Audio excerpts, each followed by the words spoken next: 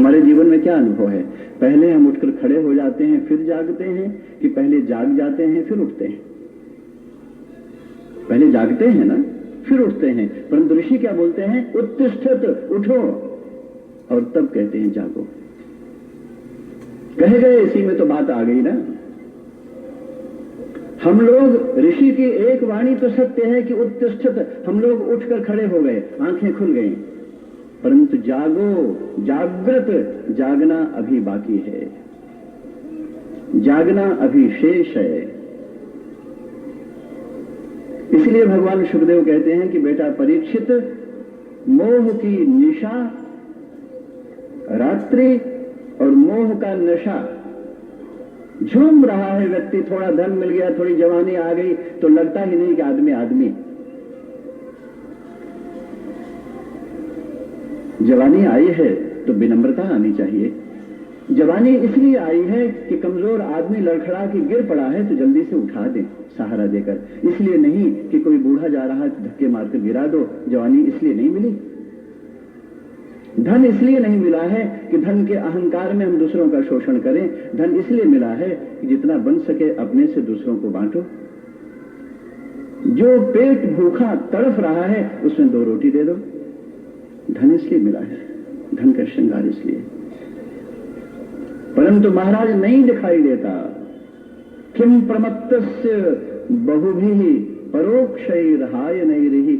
महाराज अगर नशे में हम बहुत लंबी जिंदगी भी जी लें, भगवान सुखदेव कहते हैं कि बेटा परीक्षित, उन्मत्त और नशे में झूमते हुए कोई बहुत लंबी जिंदगी भी तूने पा ही ली तो जिंदगी धिक्कार से भर जाती है। रावण की जिंदगी मालूम है कितना है? 71 अरब वर्ष उम्र है रावण की।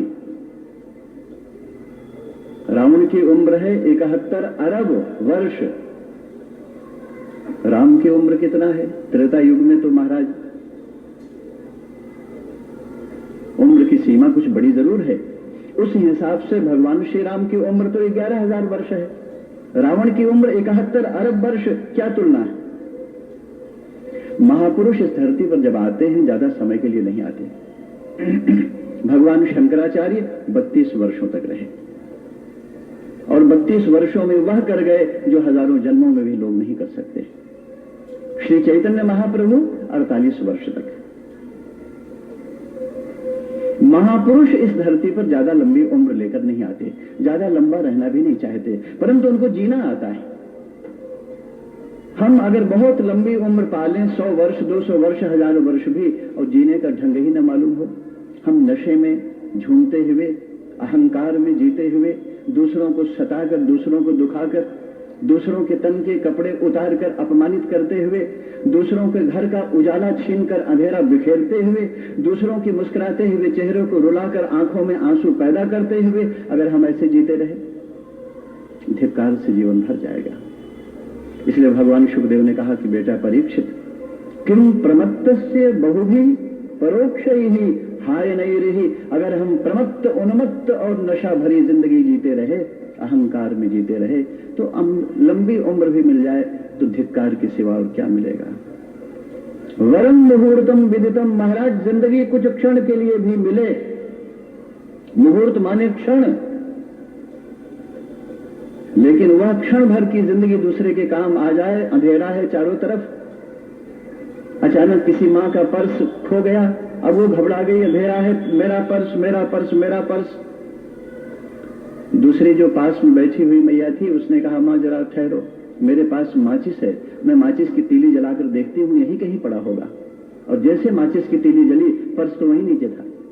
रोता हुआ चेहरा, मुस्कुरा पड़ा, ऐसे लगा जैसे प्राण ही निकल जाएंगे। सहारा मिल गया। माचिस की तीली जलकर तो बुझ गई, परंतु धन्य हो गई। उसने एक रोते हुए को हंसा दिया, उसने एक बेसहारा को सहारा दे दिया, उसने एक उदास, निराश, टूटी हुई जिंदगी को संबल प्रदान कर दिया। ऐसी जिंदगी जियो महाराज। नीमकौड़ी के कड़वाहट भरे हुए दाने की तरह मत जलो। नीमकौड़ी का दाना जलता है, नीम का दाना, और कड़वाहट से भरा हुआ धुआं फैलता है, आंखों से आंसू आ रहा है, लोग अपने गौशाला में, गोष्ठ में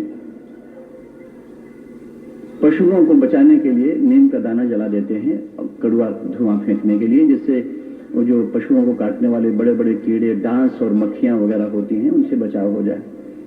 लेकिन आदमी तो घबरा जाता है, आंखों से आंसू बहा, भैया बड़ा बड़ा कड़वा धुआं है, बंद करो बंद करो, बुझाओ बुझाओ बुझाओ बुझाओ। परंतु अगरबत्ती भी तो जलती है, और जब अगरबत्ती जलती है, तिल तिल कर जलती है, राख राख हो जाती है, बुझ गई है अगरबत्ती, और थोड़ी देर बाद कोई बाहर से आया सुगंध लेता हुआ, वाह क्या अगरबत्ती है, ऐसी अगरबत्ती तुमको कहां मिली, क्या नाम था अगरबत्ती का, मुझे भी चाहिए, कहां मिलेगी। वह तो तिल तिल जली और बुझ गई, परंतु उसकी चर्चा हो रही है, उसकी कथा हो रही है। ऐसी जले तुम्हारी चिता कि चिता तो बुझ गई है परंतु चर्चा हो रही है। वाह, वह भी एक व्यक्तित्व था, वह भी एक था, काश आज वो न हुए, तुम्हारी चर्चाएं हों। ऐसी जिंदगी जियो, वरम मुहूर्तम विदितम, कुछ क्षण के लिए भी जिंदगी मिले परंतु जीने का ढंग आ जाए। हमारी जिंदगी तो लंबी है परंतु हमें जीने का ढंग नहीं मालूम है। इसलिए श्रीमद् भागवत ने कहा, श्रीमद् भागवत सबसे पहले हमको जीने का ढंग सिखाते हैं, जीने का ही ढंग नहीं, श्रीमद् भागवत जी हमको मरने का ढंग भी सिखाते हैं।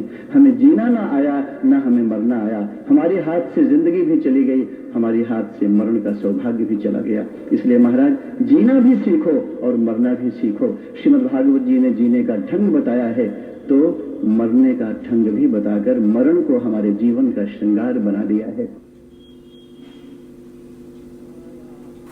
मेरा कोई न सहारा बिन तेरे, गुरुदेव कंवरिया मेरे। मेरा कोई न सहारा बिन तेरे, गुरुदेव कंवरिया मेरे। गुरुदेव कंवरिया मेरे, गुरुदेव कंवरिया मेरे। हो मेरा कोई न सहारा बिन तेरे, गुरुदेव